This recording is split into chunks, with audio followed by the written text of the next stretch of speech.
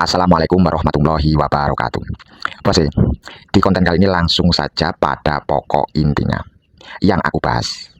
Seperti yang sudah kita ketahui bersama, pertandingan perdana lanjutan ron keempat antara tim nasional Indonesia versus tim tuan rumah Arab Saudi di grup B dimenangkan tim tuan rumah Arab Saudi dengan skor 3-2. Gol dari Arab Saudi diciptakan oleh Saleh dan dua gol lainnya diciptakan oleh Alabrikan. Sementara gol dari tim nasional Indonesia diciptakan oleh Kevin Dick melalui titik putih alias titik penalti. Bos, pertama-tama sebelum aku bahas pertandingan ini, saya acungi jempol. Saya acungi luar biasa. Untuk siapa, bos? Untuk wasit dari Kuwait. Di pertandingan ini, wasitnya benar-benar sportif dan benar-benar sangat adil. Tidak seperti yang kita duga-duga sebelumnya. Bos, di pertandingan tadi sebenarnya tim nasional Indonesia unggul terlebih dahulu melalui titik putih yang diciptakan Kevin Dick di menit ke-11.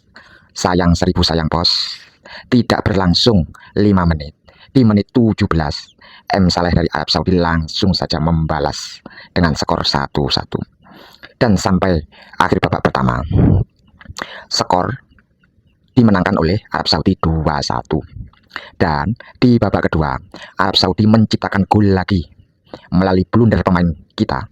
Dan gol itu diciptakan oleh Albrikan lagi, bos, dengan skor 3-1. Lah, di menit-menit akhir pertandingan, tepat di menit 85, tim nasional Indonesia dihadiahi penalti melalui titik putih dan dapat diselesaikan Kevin Dick lagi dengan sempurna. Dan hasilnya kita harus menerima dengan lapang dada bila mana tim nasional Indonesia kali ini kalah dari Arab Saudi. Bos, awal-awal saat baris menyanyikan Indonesia Raya, saya melihat pemain-pemain yang dipasang sebagai starter. Sebelum bertanding saja sudah aku tebak, bos, bagaimana tim ini permainan kelanjutannya. Ternyata memang tebakanku tidak meleset, bos. Oke, bos, saya tidak membahas lah, sudah terlanjur, nasi sudah menjadi bubur. Kenapa ini kok dipasang, bos, kelemahan tim nasional Indonesia tadi dan penyebab kekalahan tim nasional Indonesia tadi terletak pada lini tengah. Satu. Yang kedua, pemain-pemain tim nasional Indonesia khususnya di lini belakang sering sekali melakukan pelanggaran tidak perlu. Dan yang ketiga, tidak mempunyai striker yang benar-benar nomor 9, bos. Bos, ya. Yang terakhir, kurangnya koordinasi antara pemain belakang dan pemain tengah. Bos, di pertandingan tadi, khususnya di babak pertama, ini bukan menyinggung, bos. Memang benar, di lini tengah benar-benar mati. Tidak adanya kontribusi bola yang dialirkan ke depan. Umpan-umpannya dari Mark Locke terutama sangat-sangat mudah terbaca. Lah, terus yang kedua tadi apa, bos? Ya, pemain tim nasional Indonesia cenderung melakukan kesalahan yang tidak perlu. Seharusnya ini sudah diantisipasi jauh-jauh hari, bos. Dan tidak boleh melakukan hal-hal yang merugikan tim. Bos, ada pertanyaan. Kita sudah berencana, tapi kalau di tengah lapangan, para pemain cenderung lebih panas. Panas tekanan mentalnya dan sebagainya. Kalau ini sebetulnya alasan tidak tepat dan tidak bisa ditolerir. Karena selain ini adalah pertandingan yang amat-amat penting. Dan tentunya pemain beserta pelatihnya sudah mengantisipasi sebelumnya jauh-jauh hari harusnya. Bos, terutama Marco bos di lini tengah, sering memberi umpan-umpan mudah dibaca dan blunder, mengakibatkan serangan dari lawan yang begitu cepat dan membuka peluang tim Arab Saudi ke garis gawang kita bos. Aduh bos ya. Terus di lini gelandang, Yakob Sauri, memang benar pemain ini mempunyai kecepatan tinggi, tapi kayaknya Yakob Sauri itu secara emosional sangat-sangat kurang terkontrol. Dia penyebab gol kedua, pelanggaran menarik baju pemain depan Arab Saudi yang seharusnya itu tidak perlu, karena umpan dari sayap Arab Saudi itu sudah diintercept oleh Bang Jai dan jarak pemain itu bolanya sudah dikuasai oleh Bang Jai. Seharusnya ini tidak boleh dan tidak perlu. Selain itu, si Yakob Sayuri itu di pertandingan ini terlihat seperti tidak tenang bos. Seringkali bola langsung saja dikirim ke depan, seperti ada nervous atau apa, sehingga bola itu mudah dibaca oleh lawan dengan pemain sayap Arab Saudi yang begitu cepat. Lah, gol-gol Arab Saudi tercipta dari situlah bos. Ada saya sangat-sangat disayangkan.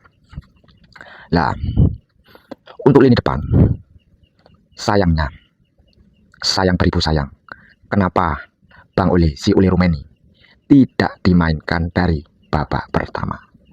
Sangat-sangat terlihat jelas bos. Ketika babak pertama tidak ada striker Ole Rumeni, bahkan tidak mempunyai kepajaman sama sekali. Lah, di babak kedua Ole Rumeni masuk menggantikan Ragnar. Lini depan seperti hidup kembali. Tentunya hidupnya lini depan Ole Rumeni dibarengi pemain tengah yang mempunyai umpan-umpan yang akurat. Ya, karena di babak kedua Patrick Kluivert memasukkan si Profesor. Babak kedua mulai terlihat bos, permainan tim nasional Indonesia lebih hidup, baik dari sisi sayap, belakang maupun tengah, koordinasinya mulai lancar. Lah, ini yang seharusnya dilihat oleh Patrick Kluivert. Bos, kita menilai sebenarnya percuma bos, wong timnas kita sudah kalah. Apa yang dinilai? Seharusnya Patrick Kluivert, Alex Pastur, beserta jajarannya tim kepelatihan sudah mengetahui kekuatan tim, mengetahui pemain-pemain mana yang seharusnya layak menjadi starter. Nah, ini bos. Bos, kekalahan ini tentunya untuk pertandingan berikutnya peluang lolos masih ada, tapi sangat-sangat kecil dan sangat-sangat benar-benar sulit. Karena bisa tidak bisa, harga mati, wajib di pertandingan berikutnya tim nasional Indonesia harus menang bila ingin mempunyai harapan lolos menuju Piala Dunia. Tapi tentunya sangat-sangat berat sekali bos. Kekalahan ini bos seharusnya sudah dibaca dan seharusnya tim nasional Indonesia tidak boleh kalah bos.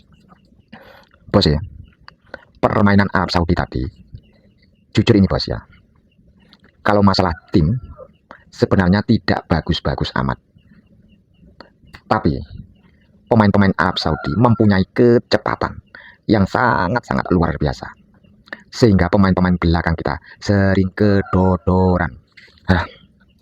Bos ya, untuk pemain winger tadi di babak pertama yang saya lihat seperti tidak hidup sama sekali adalah winger kanan, yaitu Beckham Putra. Kenapa tadi? Awal-awalnya Beckham Putra itu bagus loh bos di pertandingan sebelumnya, tapi di hari ini tadi seperti tidak berkontribusi apapun di lini depan, seperti hanya pelengkap duel 1 lawan 1 kalah, adu kecepatan kalah, adu body kalah, umpan-umpannya sering sekali salah, pokoknya aspeknya kalah semua di winger kanan. Bos, untuk sayap kanan yang saya lihat yang hidup di babak pertama dan seringkali menciptakan peluang-peluang berbahaya untuk tim nasional Indonesia, aku akui Miliano Jonathan mantap. Untuk winger kiri atau gelandang kiri dulu yang kita bahas bos, Yance Sauri. Bos, gelandang kiri ini ketika kehilangan Kevin Verdong, seperti apa ya bos? Seperti tidak punya nyawa. Seringkali adu speed bonceng. Tahu bonceng? Seharusnya gelandang kita menang adu lari malah dibonceng. Ya gimana bos? Lolos jelas, kejar pun tidak mampu, ya dibonceng. Sehingga pemain sayap Arab Saudi menciptakan peluang untuk pemain depannya. Ini bos, untung kita di menit-menit akhir dihadiahi tendangan penalti dan skornya masih tipis 3-2. Jadi nantinya masih ada harapan. Harapannya adalah hanya dan wajib menang melawan timnas Irak. Bos, untuk line up pemain starter di babak pertama, tolong jangan dipakai lagi Patrick Kluivert. Untuk melawan Irak nanti, tolong, karena Irak sama Arab Saudi itu sama-sama dari Arab. Tentunya bentuk permainannya mereka hampir-hampir sama. Lah, line up seperti apa yang harus digunakan bos di pertandingan berikutnya melawan Irak? Lini tengah wajib dimainkan Profesor Tom Haye dan Juppe Lupesi seperti pakem sebelumnya di round ketiga. Lah, untuk gelandang bertahan di bagian kanan, bisa saja kita menggunakan Sandy Walsh. Ya, meskipun Sandy Walsh ini tidak mempunyai kecepatan bos, tapi Sandy Walsh ini mempunyai ketenangan dalam membaca arah bola, dalam memotong pertahanan lawan. Untuk gelandang kiri yang tadi sangat-sangat lemah, bisa saja dan nggak bisa saja wajib Kevin Verdong melawan Irak harus jadi line up starter, pemain inti, karena sangat-sangat berbahaya bos, sangat-sangat riskan. Untuk lini depan, sayang, beribu sayang tadi, kenapa Uli Rumeni tidak dipasang mulai menit-menit awal. Padahal tim kedokteran dari Indonesia, tim kepelatihan, sudah mengungkapkan Uli Rumeni untuk saat ini sudah sembuh 100%. Kita punya senjata depan, tapi disia-siakan, hanya dimainkan di menit-menit akhir. Kalau nggak salah waktu kurang 25 menit, baru Uli Rumeni dimainkan. Lah, apa bos hasilnya? Pemain tengah diganti, Uli Rumeni dikasih lini depan, seperti hidup kembali permainan pakem tim nasional Indonesia. Tentunya ini harus benar-benar dibaca bos, tidak boleh terulang lagi. Sebelum Piala Dunia, tinggallah mimpi belaka. Oke bos, demikianlah penilaianku dari pertandingan tim nasional Indonesia melawan Arab yang dimenangkan oleh Arab dengan skor 3-2 tadi bos. Semoga di pertandingan berikutnya, meskipun berat, ada cahaya terang dari atas lah, agar tim nasional Indonesia menang melawan Irak. Tidak boleh kalah dan tidak boleh seri. Harus menang, dan menang. Bila mana kepingin masih ada harapan lolos ke Piala Dunia. Karena hanya winner lah yang secara otomatis langsung lolos ke Piala Dunia. Sementara untuk runner up masih bertanding lagi melawan runner up grup A. Dan bila mana menang masih ada harapan masuk di round kelima. Untuk klasemen akhir buncit langsung saja dibuang ke laut dari persaingan kualifikasi Piala Dunia. Tentu saja tim nasional Indonesia tidak ingin dibuang ke laut terlebih dahulu. Bos, kenapa saya bilang masih ada kesempatan meskipun kecil? Bos ya, meskipun Arab Saudi tadi yang menang loh, dia masih 50-50 bos. Karena apa? Belum tentu Arab Saudi nanti menang melawan Irak, dan belum tentu tim nasional Indonesia kalah melawan Irak. Karena ketiga tim ini sebenarnya kekuatannya sangat-sangat berimbang, susah ditebak. Siapa yang strateginya benar, siapa yang perjuangannya lebih keras, maka keberuntungan hasil positif akan hinggap untuk tim dengan strategi benar. Bos, perlu kalian ketahui, pemain bagus belum tentu bisa menang hanya karena strategi salah, hanya karena salah memainkan pemain menjadi starter. Ini bos, kesalahan sekecil apapun di putaran keempat ini, wow, sangat-sangat berbahaya bos. Oke bos, cukup sekian penilaianku di pertandingan tim nasional Indonesia di laga perdana kualifikasi Piala Dunia round 4 tadi. Dan semoga tim nasional Indonesia di pertandingan berikutnya diberi hasil positif. Dan tentunya aku sudah ngantuk karena dari sore belum tidur, hanya menunggu pertandingan tadi dan berakhir sangat-sangat mengecewakan. Sekarang aku mau tidur dulu, bos. Oke, terima kasih. Salam olahraga. Mantap.